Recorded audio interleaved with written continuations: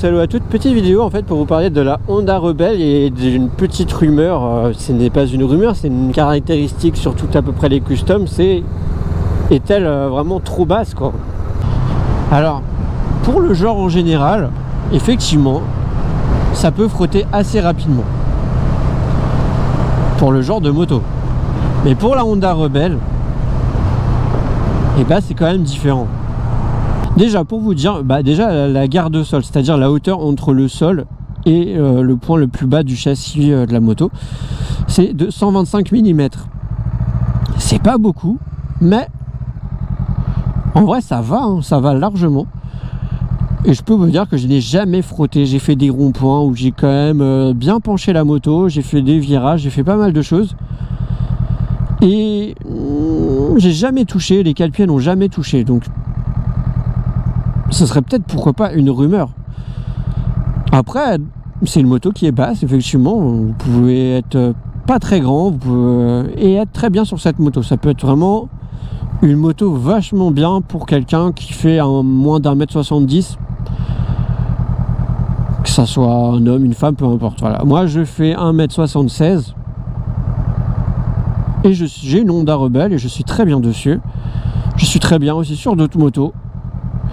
Mais voilà, alors la hauteur, franchement, c'est quelque chose de pas mal du tout, parce que là par exemple on est à l'arrêt et j'ai les deux pieds à plat.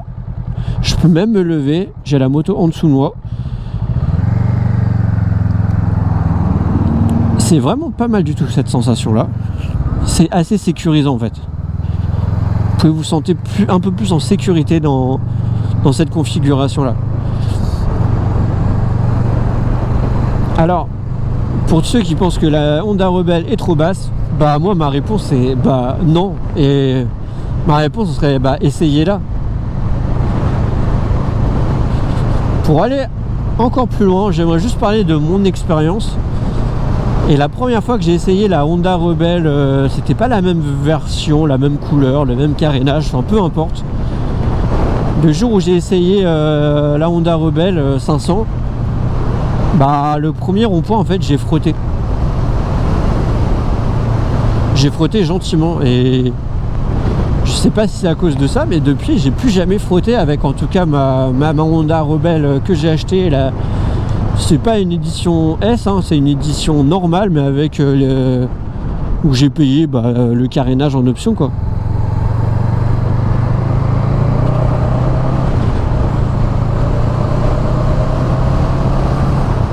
Ok, en tout cas merci d'avoir regardé cette vidéo. J'espère que ça vous a plu. En tout cas n'hésitez pas à lâcher des commentaires si c'est le cas. Je vous dis à très bientôt sur ma chaîne. Lâchez des pouces en l'air si ça vous a plu. Abonnez-vous si le contenu de ma chaîne vous intéresse. Et moi je vous dis à très bientôt. Ciao, peace, what safe.